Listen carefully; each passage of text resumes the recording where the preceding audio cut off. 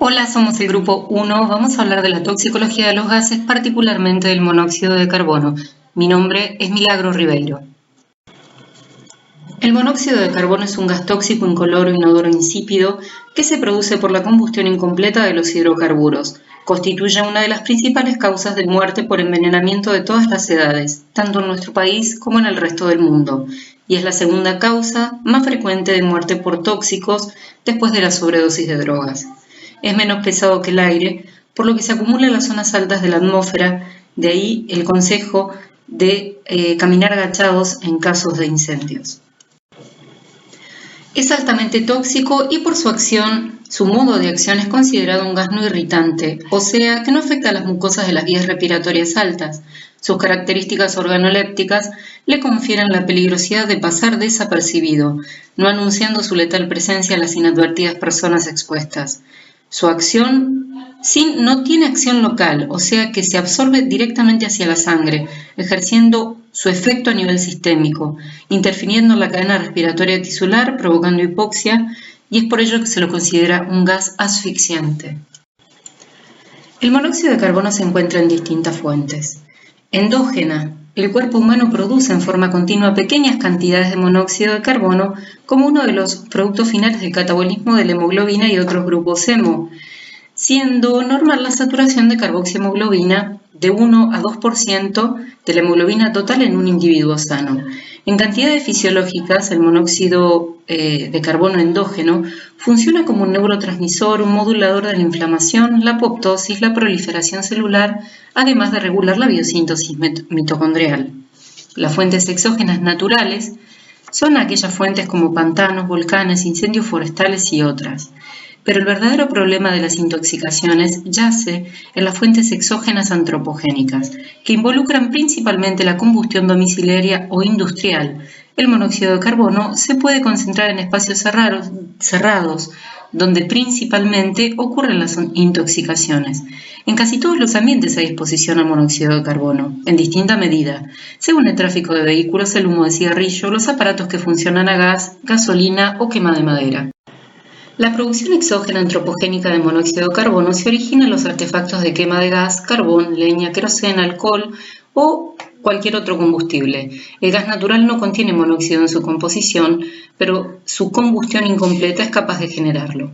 Entre los artefactos que queman gas, los más frecuentemente involucrados en las intoxicaciones son los calefones, termotanques, cocinas, hornos y calefactores como estufas infrarrojas, calderas en el interior de los domicilios o calefacción central o losa radiante, que pueden estar falladas o pueden tener deterioro en su instalación. La insuficiente entrada de oxígeno del quemador de una cocina constituye otro ejemplo de combustión incompleta con la consecuente generación de monóxido de carbono, así como los braseros, los hogares a leña, las salamandras, las parrillas, las cocinas a leña o carbón y los faroles a gas, donde la ventilación de los ambientes es escasa. Los equipos electrógenos deben considerarse también como una probable fuente, especialmente los que están instalados en ambientes cerrados. La inmensa mayoría de las intoxicaciones por monóxido ocurren en invierno, cuando los ambientes permanecen cerrados y calefaccionados.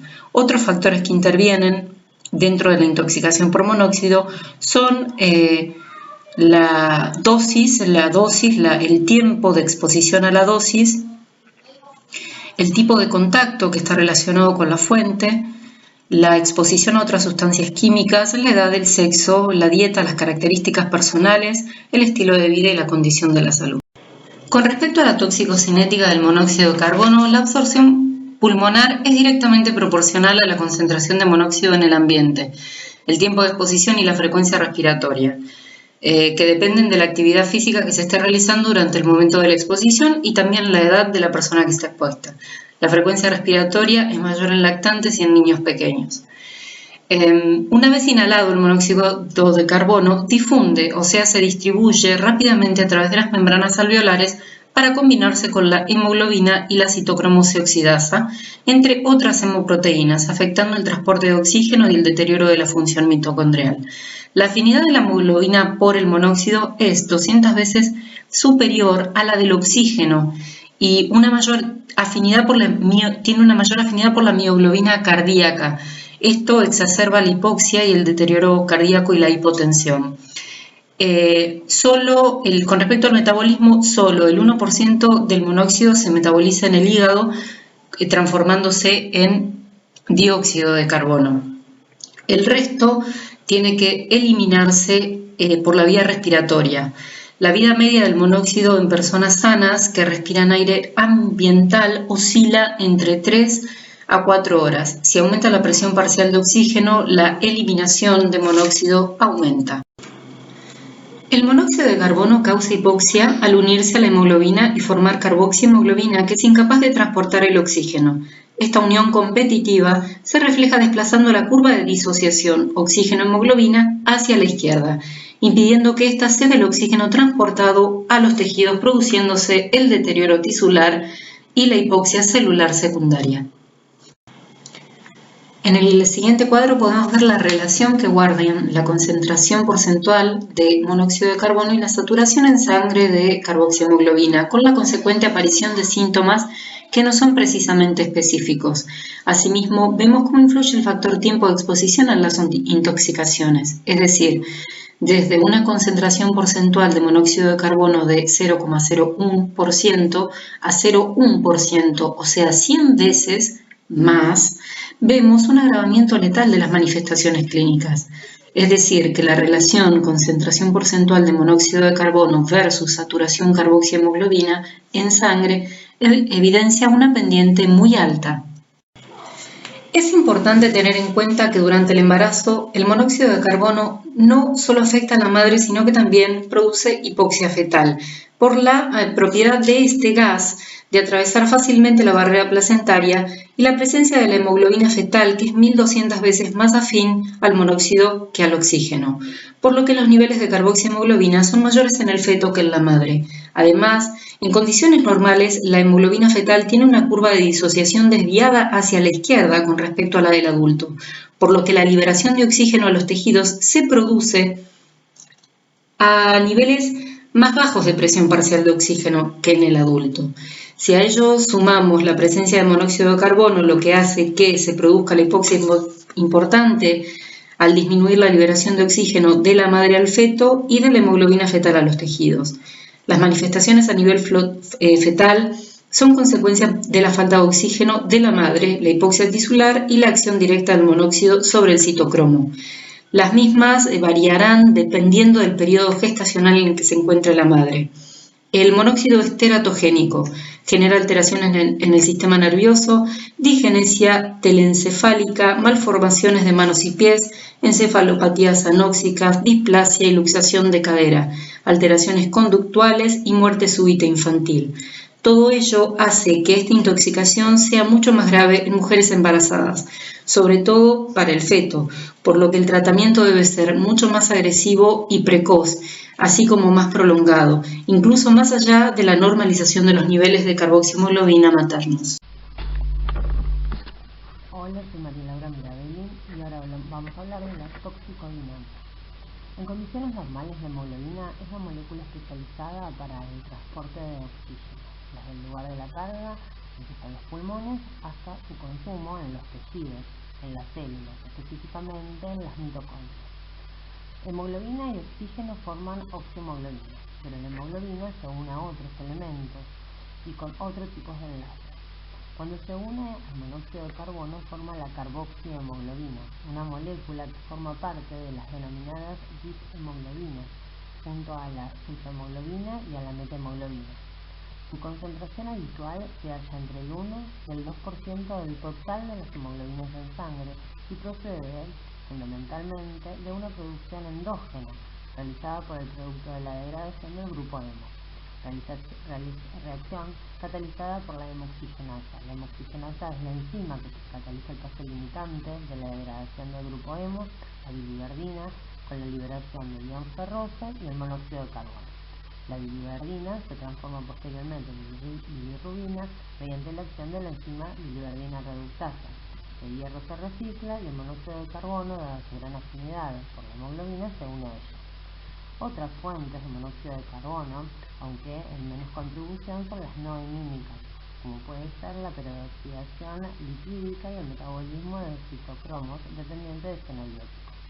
Y también se encuentran las fuentes ambientales, exógenas, que se tratan de los contaminantes atmosféricos, que son de los que hablamos hoy.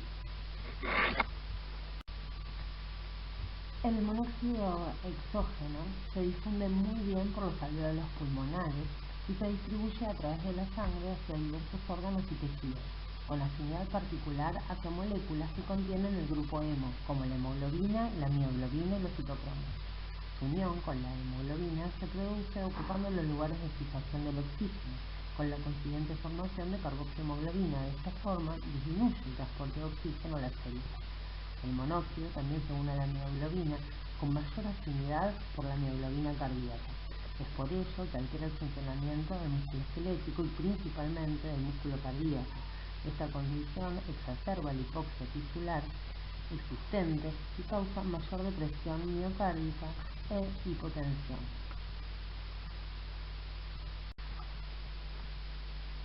Pero el factor principal para explicar las muertes por monóxido de carbono y las secuelas neurológicas características de esta intoxicación es su capacidad inhibitoria profunda y sostenida del complejo 4 de la cadena de transporte electrónico mitocondrial y, por tanto, su repercusión negativa sobre el metabolismo aerobio de las mitocondrias.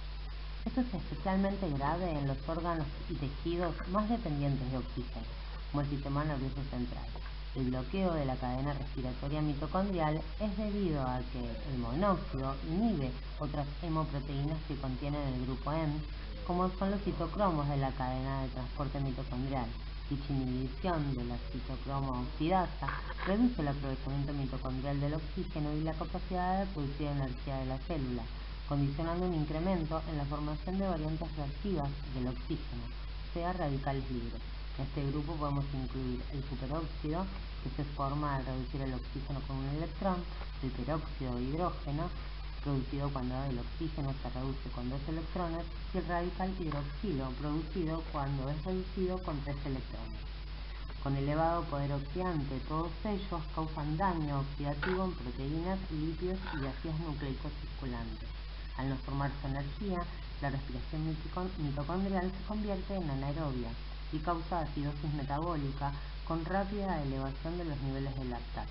Los radicales libres producen daño oxidativo y son producidos en tal cantidad que sobrepasan la capacidad protectora de los sistemas antioxidantes y causan daño en las células de la pared de los vasos sanguíneos, en la barrera hematoencefálica, produciendo riesgo de edema cerebral, y en las propias neuronas, que terminan sufriendo un proceso degenerativo, desmielinización. Todos estos efectos son una de las bases del llamado síndrome neuropsiquiátrico tardío, que puede aparecer una vez que ha pasado la intoxicación aguda. También la vasodilatación compensadora resultante de la hipoxia, sumada a la mala perfusión existente, provocan pasaje de líquido al intersticio del tejido cerebral, dando origen a la formación de edema y consecuente hipertensión endocraniana.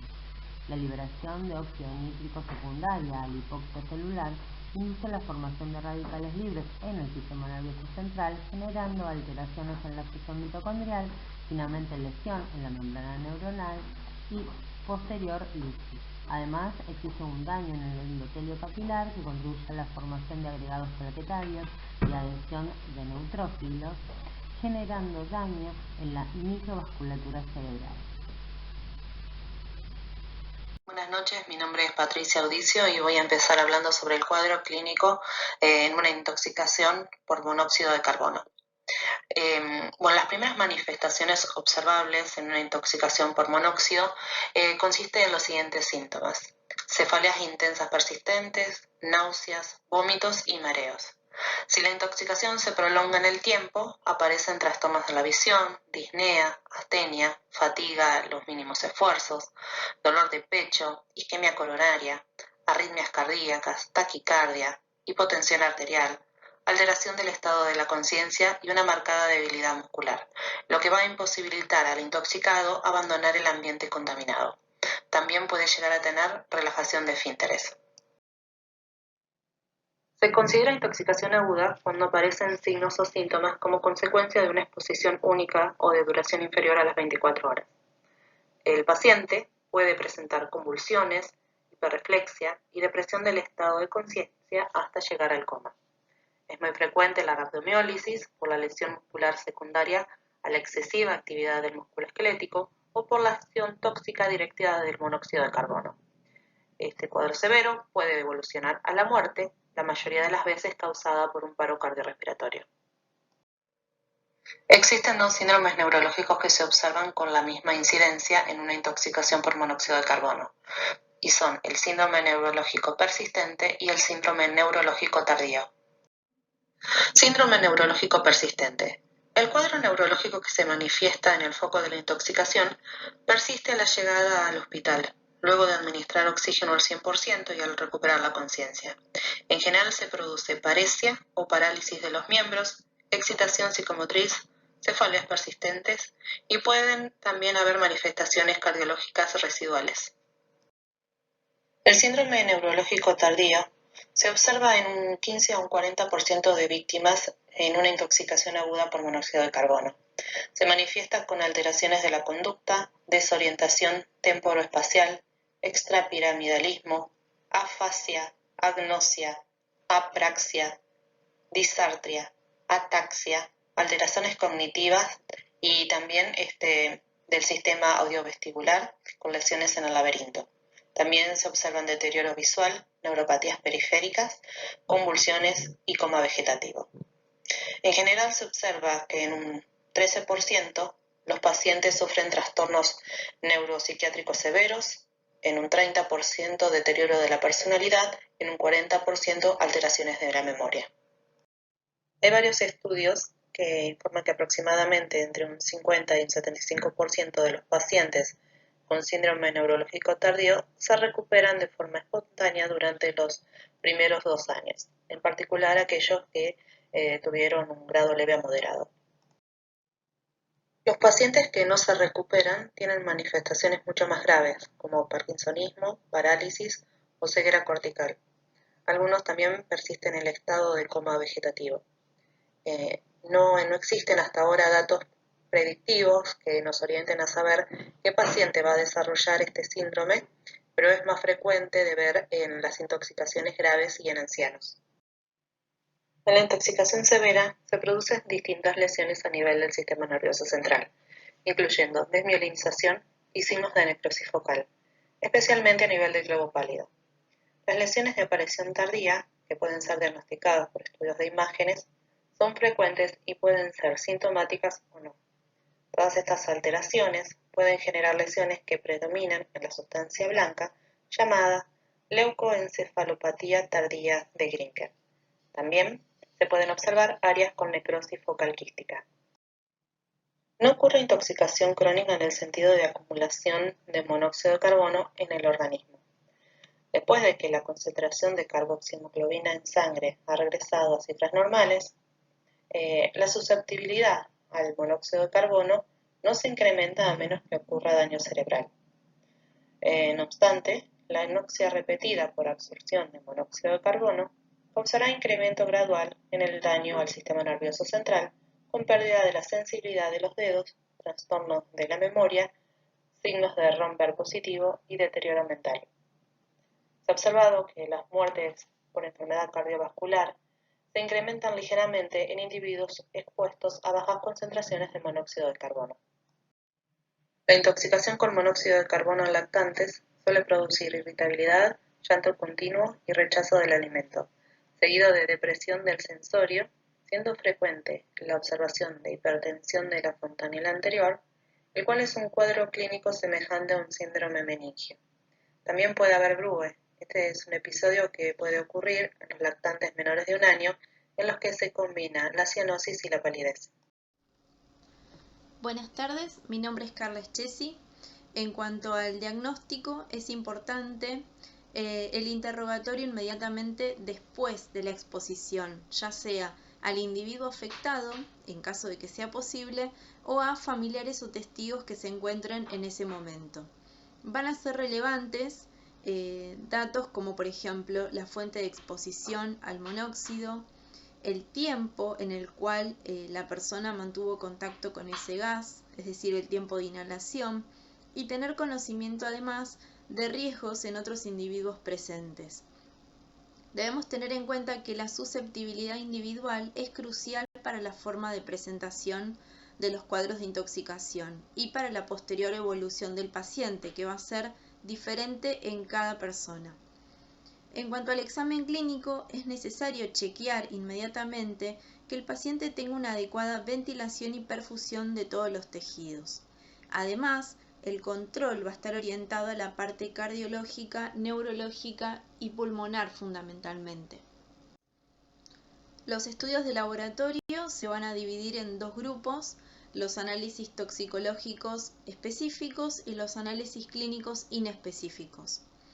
La intoxicación por monóxido de carbono puede exacerbar o desencadenar isquemias de miocardio y generar lesión, con lo cual todo paciente que tenga una intoxicación moderada debe ser sometido a estudios cardiovasculares, como por ejemplo un electrocardiograma o un ecocardiograma.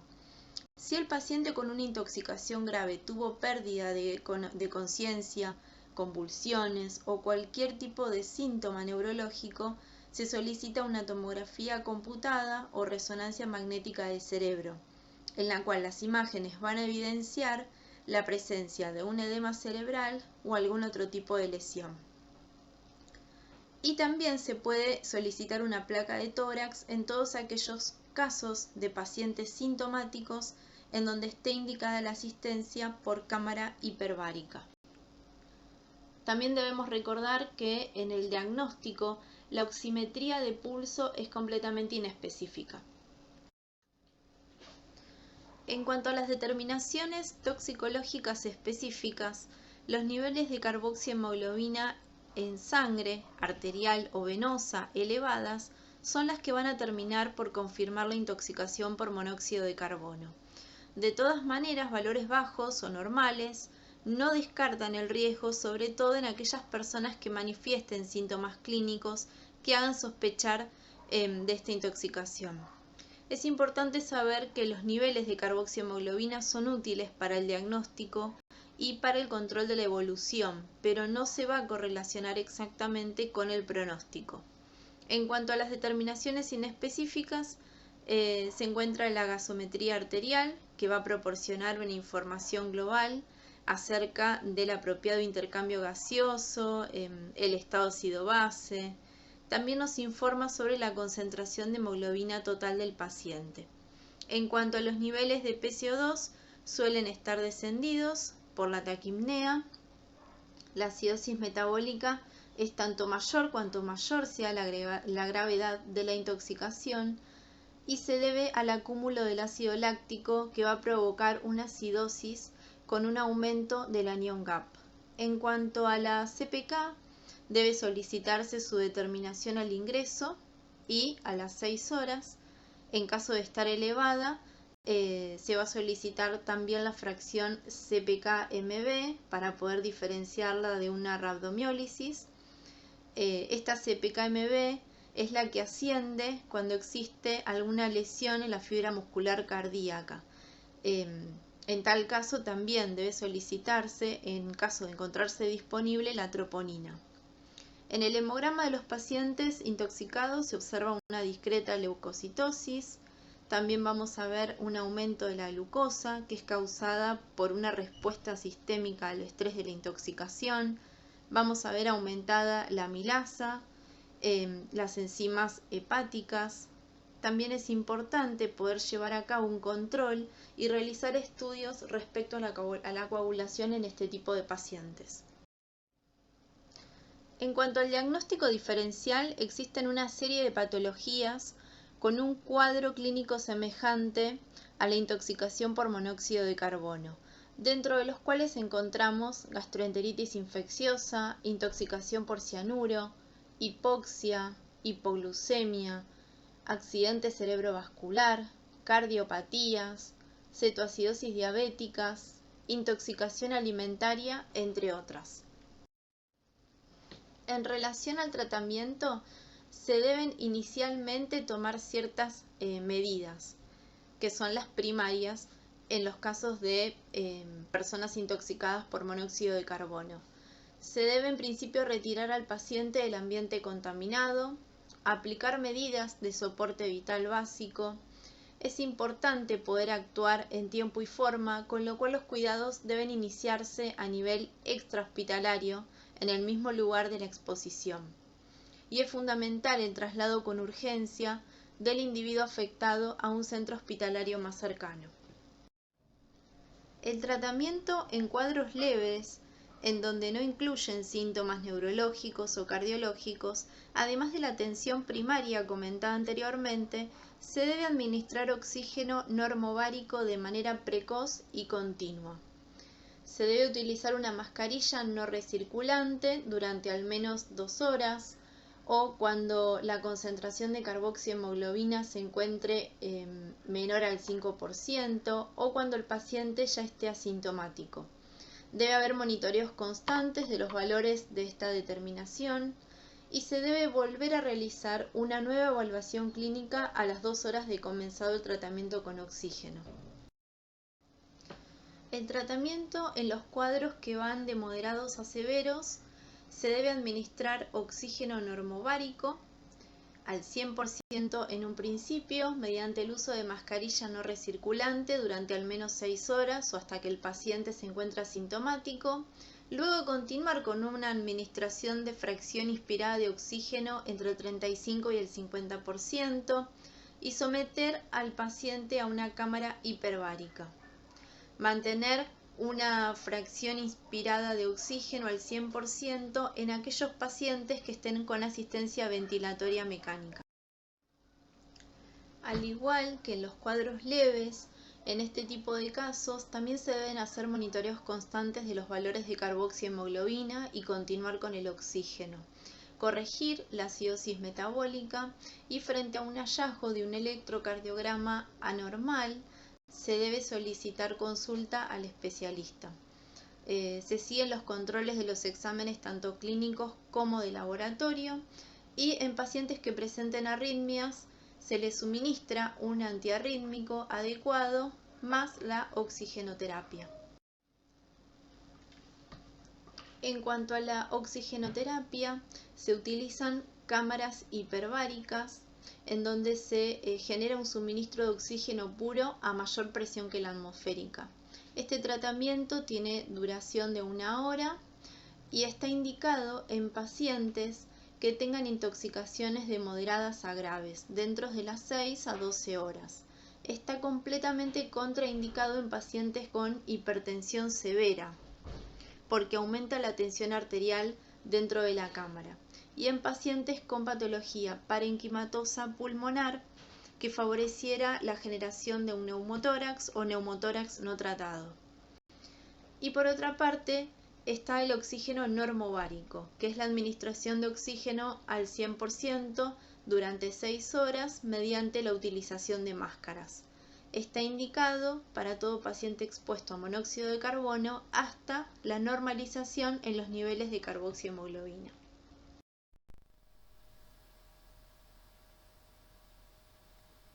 Método de determinación.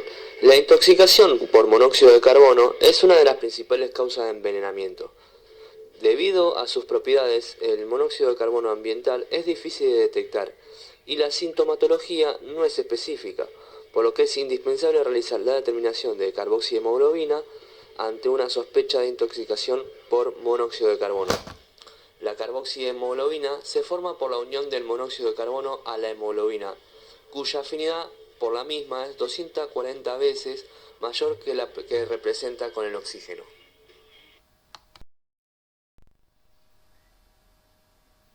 Descripción del método. El porcentaje de carboxihemoglobina se mide, junto con el resto de fracciones de hemoglobina en sangre total, mediante coximetría. La coximetría es una técnica espectrofotométrica en la cual la hemoglobina y sus fracciones presentan picos de absorbancias a longitudes de ondas específicas, y por tanto tiene un espectro característico que sigue la ley de Lambert-Beer.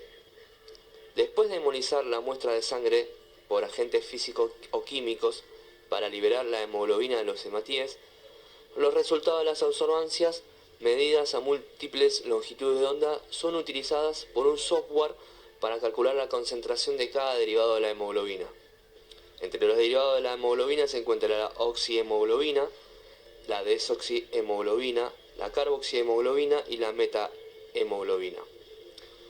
En cuanto a lo que es el rango de absorción, es de 520 a 620 nanómetros y la concentración de hemoglobina total es calculada a través de la suma de los derivados. Consejos básicos para prevenir intoxicaciones por monóxido de carbono. Evitar el uso de cualquier tipo de artefacto que no sea tiro balanceado en dormitorios y baños. Nunca dormir con estufas prendidas, salvo las que son de tiro balanceados. Verificar que no estén obstruidas los conductores o rejillas de ventilación. Mantener siempre algún ambiente ventilado, dejar al menos 10 centímetros abierto de una ventana.